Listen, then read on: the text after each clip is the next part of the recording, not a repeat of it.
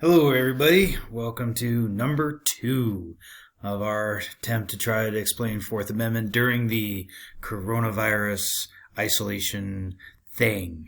So here we go. Last video, we talked about the Fourth Amendment, what it is, what it's not.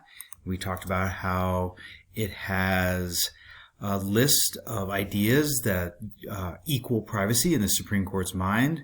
That being that you are secure in your persons, houses, papers, effects of essentially your body, your living space, your financial and legal documents, and your stuff, and that you were supposed to be secure against unreasonable searches and seizures, meaning that there was the possibility that there could be reasonable searches. Second, we talked about how in the Fourth Amendment, there is a built-in exception, not only the idea of reasonable search, but also the idea that a warrant with probable cause, supported by all kinds of evidence and things like that, would also allow law enforcement to break the security that you supposedly enjoy according to the Fourth Amendment. That this is a built-in exception. So last time we talked about a number of things, and here's what you should know from the last time. Number one, that definition of Supreme Court privacy. So the idea that there is no such thing as privacy in the Fourth Amendment, but rather it is a combination of feeling secure in your persons, house, effects, and papers. The built-in exceptions, the idea of the warrant, and that idea of reasonability, that if it's reasonable, it will be an exception to your privacy. So reasonability and the warrant exception. We talked about how there's really no way to put the horse back in the barn, the genie back in the bottle, whatever metaphor you want to use. The idea being that once somebody knows something about you, it's known. It can't be intentionally forgotten. Now, there's all kinds of awesome stuff going on right now about whether or not we should have the right to be forgotten, and how do you do that? Do you force Google to stop showing things that come up when people Google you? Boy, there's going to be some interesting stuff coming in the future about the right to be forgotten. But as of right now, we don't have a right to be forgotten. And so the best we can do is this exclusionary rule idea, which is basically the idea that, hey, if it comes up in court and it wasn't supposed to because it was a violation, then we're going to just tell people not to remember it. And that's going to be a little troubling because who's to say they actually did, but you get the idea. Also, we talked about the idea that it's a personal right, that it's your right, that you can choose to use it or not use it. It's up to you. It's personal. Now, you got to know about your rights in order to use them, and your personal rights, you can give them up too. So you got to understand them in order to either use them or to decide to give them up. We talked about how during police work there's a couple levels of behavior, a pattern that police must follow in order to, while they're investigating, this concept of reasonable suspicion, a very low bar where somebody can essentially just, look, I've been on the police force for a long time and I have reason to suspect that something is not right here and I'm going to do something about it. Well, and that gives them the police, the power to investigate further, to ask questions, basically. This could lead to, depending upon the answer to those questions, probable cause being established. The idea that the police officer has cause to believe that something is probably going to, a crime is probably occurring. And at that point, we talk about having a warrant with probable cause. Remember the Fourth Amendment wording, with probable cause, a warrant can be issued to violate your privacy. But then we started saying, well, there's moments where maybe getting a warrant is not appropriate. So at that point, we started having these reasonable exceptions to the Fourth Amendment's protections. You talk about stop and frisk, which is not a search. It's a pat down of the outside of your body. It's basically an attempt to make sure that the officer is safe. That seems reasonable, to make sure that police officers are safe. No one is searching in pockets, and there's court cases involving people who, like the police, reached into a pocket and without asking, and then that was determined to be a violation of privacy. But we're just basically searching, patting the outside. We've all seen it on TV, patting the outside of a suspect to make sure that there's no weapon involved. Now, if something is discovered, a piece of evidence is discovered while the stop and frisk is being, used, that becomes a different story, and we might have a chance to talk about that and controversies surrounding that in a little bit. Hot pursuit was another exception.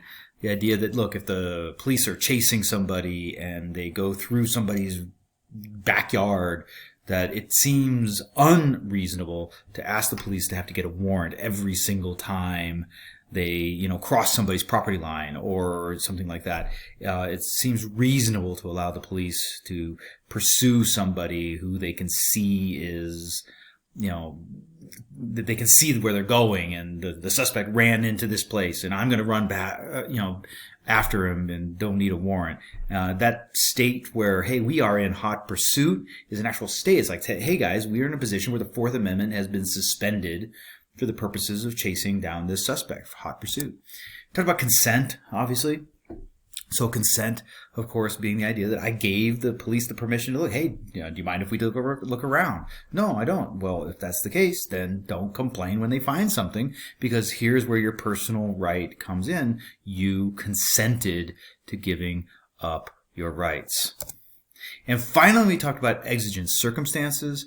Exigent, just a fancy word for urgent, where, maybe there's a murder occurring or a school shooting or something, a bank robbery. Something urgent is happening and the police need to stop it. That's their job. And so therefore, we're not going to force them to get a warrant before they can go into some place and try to stop a murder. It's urgent that they go right now and not wait for a warrant, even if that entry might violate somebody's privacy. So a number of reasonable circumstances, and that's where we're going to pick up at this point with new stuff. So exigent circumstances. The first thing is the first new thing is automobile exceptions. Now, the original automobile exception goes all the way back to the 1930s, where basically,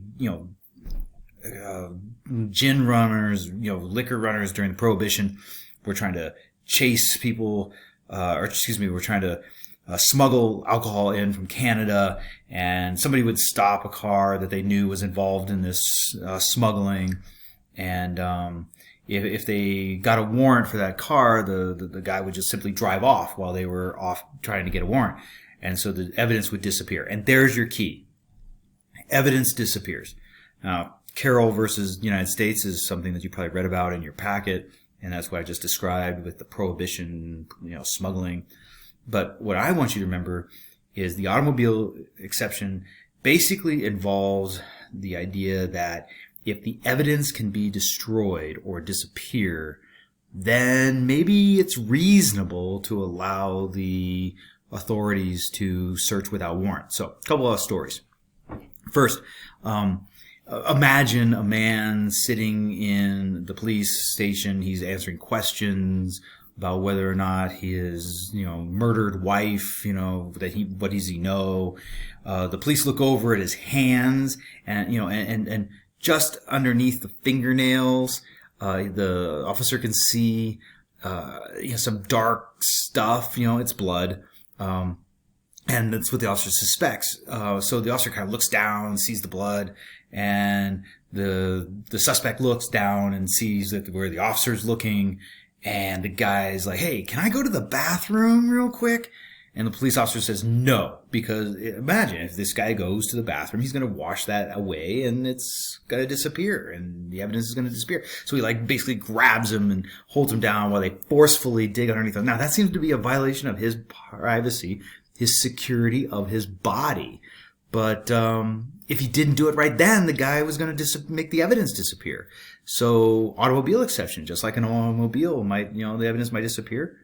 Right there, it might disappear. So we're going to say automobile exception. It seems reasonable to let him search right then. What about a drug bust now? We got to say, what if you hear like flushing sounds when the police show up and it's obvious what's going on behind the door? The toilet's being flushed because of the evidence. The drugs are being flushed down the toilet. Evidence is being destroyed as the police are standing outside waiting for somebody to answer the door. Can they rush in without a warrant or without consent in order to, stop the evidence from being destroyed? All these things are very good questions that come up in the Supreme Court. I'm going to skip some of these things for the sake of that stuff and talk about just in general plain view. Actually, let's go back and I'll use this slide. I realize it's the wrong plane. It's, funny.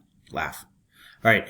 But what I want you to know is just plain view. Simply, this is the one where it's like, hey, if a police officer's walking by the street and he looks in your car and, there's like a dead body in your back seat, bad on you. It was in plain view and he's going to be able to, without warrant, search your car. Walking on the sidewalk and you look in there and, into the window of your house and right in front of your, the guy's view that, you're smoking on your bong in the middle of the house, of the window. At that point, the police officer's like, hey, that's plain view, man. I don't need a warrant. You did it where I could see it. I was legal. I was on the street and you did it right where I could see it. Problem for you, not for me. So if it's plain view, now where we get into some issues is, as long as the officer is there, legally, what he sees when he's there legally is plain view. So what if he's there for one thing and while he's there he witnesses something else? That's going to be plain view. It seems reasonable. If it's just out there in the open for everybody to see, it seems reasonable to allow the police officer to, see it without having to go to a warrant. Finally today, we're going to talk about the final exception that we're, for this unit, which is the good faith exception. In the good faith exception, basically, as long as everybody was trying to protect everybody's rights, they did all the right things, just something went wrong. Maybe a secretary, switched the numbers on the address or put in a, misspelled name. We're still going to say that the search was good, on the warrant, that is, with those things. And so the warrant, they tried to get a warrant. They tried to do the right thing, but a mistake was made.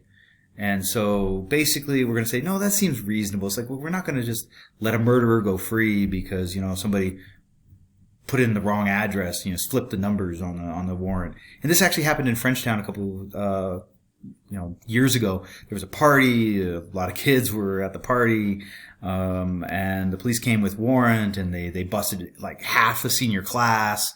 And when people came later, they were like, well, but the warrant that was given had the wrong address. It had the house next door. Am I going to get away with it? It was a bad warrant, right, Mr. Stanicar? And it's like, no, the police did everything right. It just had a mistake was made, but in good faith. They tried to protect people's privacy by getting a warrant. And so therefore it seems reasonable to allow that search to stand. Now I'm running out of time because I only got 15 minutes per video. So next time we will talk about a number of issues involving some nuance to the Fourth Amendment, including a couple court cases that maybe you guys already remember from class before. Anyhow, stay healthy, and if you have any questions, please make sure you get in touch with me over Schoology, or I guess leave a comment on YouTube. I'm getting better at this.